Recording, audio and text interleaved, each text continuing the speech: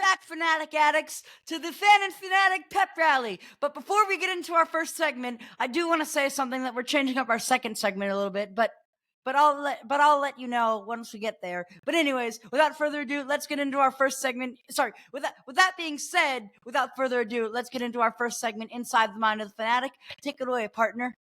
All right. Well, Happy New Year. Yes, Happy New Year. The first search comes related to something that would have happened a year ago. We have 2023 Alabama basketball versus Vanderbilt ticket stub, January 17, 2023, eBay. It's a long search. So I was looking at pictures of college basketball tickets the other day, and I saw one from eBay that was the Alabama Crimson Tide versus Vanderbilt. So I wanted to see what the ticket stub looked like, whether if it was like one of the real fancy ones or like the generic thermal ones. But I didn't get a picture. So because I don't know, that's why I hate these like retail websites. Like they don't show you a picture of some things. Like, I mean, am I right? I don't know of any retail sites that don't show you pictures of things. Neither here nor there. Is the dress blue? Is it black? I mean, whatever. I don't know what you're talking about. Almost every retail site I'm on, they definitively show you what they're trying to sell you. I would click in, but you know how like Google, they had that little like safe search thing or whatever. If you click into website, like some websites, if you click into it, they say blah blah blah. Oh, like server cannot be or something. So I don't know. I can we just move on? Can we really get to the real question here? Why were you looking for basketball ticket stubs? I don't know. For some reason, I was like, I guess I just like to see the design, the pretty designs, and maybe the thermal tickets, because like those things are just not the design for the thermal tickets, the size, it's perfect. Okie dokie. All right, next search here. We have pretty generic sports team keys. Yes, I am a key guy now. Now, you remember when I was the Ace All-Star back in 2015? I was kind of obsessed with SC1 keys. I do remember. I keep that collection downstairs in my game room, and every so often when I'm gaming, I play with me keys. Okay, I'm sorry, I'm trying to. But anyway, so that got me wondering, I wonder if I should start collecting keys again. No. Or maybe, I should, or I don't know if here, I'm going to show off I'm going to, hold on. Why are we slipping into a British accent every so often? I'm sorry. My necklace was caught on my headphones. I'm going to I don't know if you can see my necklace, but it's a little cross with thorns. My grandparents. Why are we talking like that? I don't understand. I don't know. Just go with it. Like I was saying, my grandparents got me this. No, I think we're good with the socks. That's a good collection that's going on now. It's practical. Which, by the way, I got so many socks for Christmas that I literally I had a blue thing that I had my dirty sock bags. I cleaned them and then I put all those socks in this blue bag before I put them back in my sock drawer. But I have so many socks that the blue bin is now full of socks. So now I don't have a place to keep all my socks before putting them back in the thing. Do you have a favorite pair of socks that you got for Christmas? No. The irony of the socks I'm wearing today, I'm wearing my Maryland socks. And the reason why that's ironic is because Auburn lost to Maryland in their bowl game. And by loss, you're also wearing a Clemson shirt too, so there's some irony there, I guess. How is that ironic? I don't know. They used to be in the ACC together. Wait, did Clemson did they win their bowl game or did they get their butts in? They did. Who did Kentucky. they play? Oh yes, oh yeah, that's right. That was that when they that was when they won by 3 points. But anyways, neither here nor there, Neither. All right, third search. This is an interesting one. Higher or lower NFL stadiums? So there's this website called Stategories where you picked certain things blah blah, if you're given two options and you have to for example stadium capacity, you have to pick which one is bigger, which got me wondering, is there a website that they do that for all the leagues, because the one that they have is just NFL and NCAA stadiums. But I would really like it for Stategories to launch a completely different website that was just like stadium guessing, like stadium higher or lower capacity games. Like, I don't know, like, you know what I mean?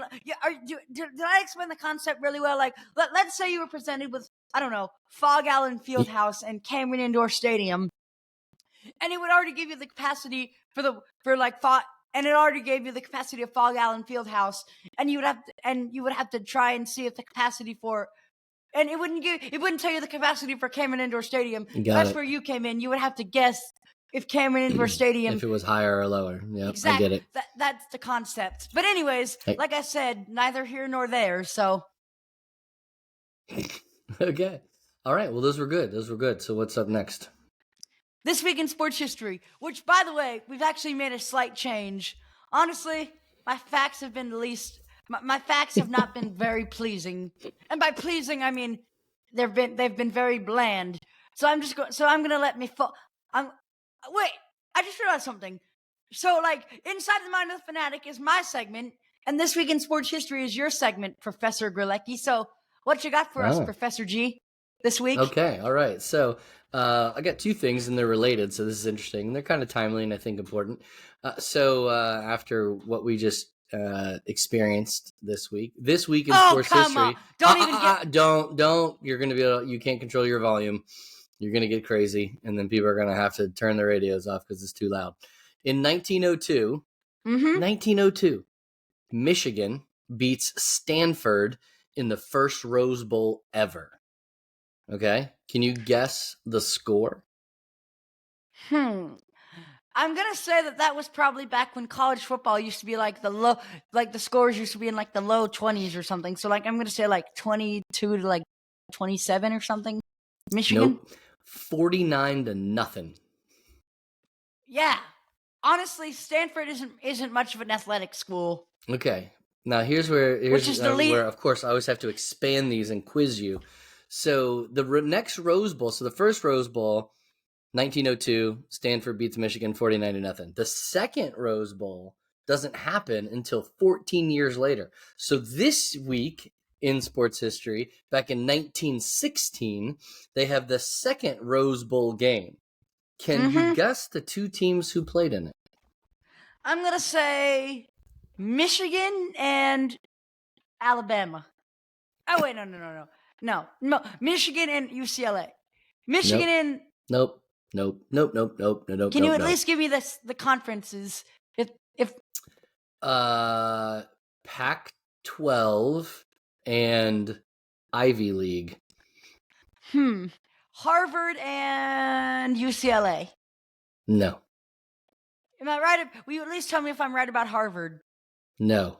Yale and okay. No, okay. First off, I'm gonna go by conference. I'll start naming the Ivy Leagues. Harvard. No. No. Yale. No. Dartmouth. No. Princeton. No. No. Cornell. No. I got nothing. Brown. Columbia. Brown. Sorry. That got loud there. Yep, Brown. And then the other team, this may be the last team you would name in the Pac-12. And you got to remember, this is a long time ago, so Arizona State. Arizona. Nope. Washington State. There you go. Washington State beats Brown 14-0. Now, rest in peace, rest in peace, Mike Leach, who probably delivered the greatest opinion on which Pac-12 mascots would win in a fight. Yes. May God rest his soul. Yes. Now, we also have a very cool historical fact here that in that game, the halfback for Brown, his name was Fritz Pollard. He became the first African-American to play in the Rose Bowl in 1916. So there you go. This week in sports history. Wait, didn't Fritz Pollard go on to coach in the NFL? If you're saying Mom, so, then I'm going to go, yes, that's true. Can I? Hold on. No need to break the fourth wall. Let's see. Fritz Pollard.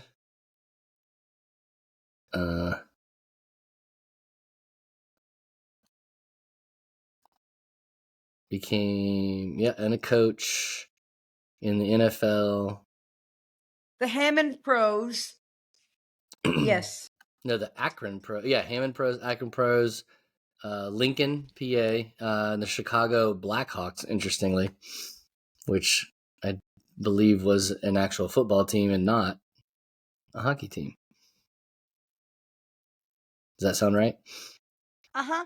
All right. But anyways, neither here nor there. So man, how many we get the over? We should do our own categories and do the over under and how many times Parker says neither here nor there. We're at 4. all right. Well, I'm so excited. All right. Well, I'm so excited for this. I'm so excited for what's up next because I've been waiting for this episode for weeks, and we finally get to release it. So coming up on Tuesday, we'll be talking to a man who most of y'all Auburn fans might recognize as the voice of Jordan-Hare Stadium, Mr. Rick Smith. Sorry, that was kind of a dud intro. The man deserves a better intro than that. Coming up on Tuesday, we'll be talking to Auburn football public address announcer, Mr. Rick Smith, who also has done some SEC championships and is announcing tenured. He's the voice of the SEC championship. So, anyways, not just done some SEC championships. So, anyways, he does them all.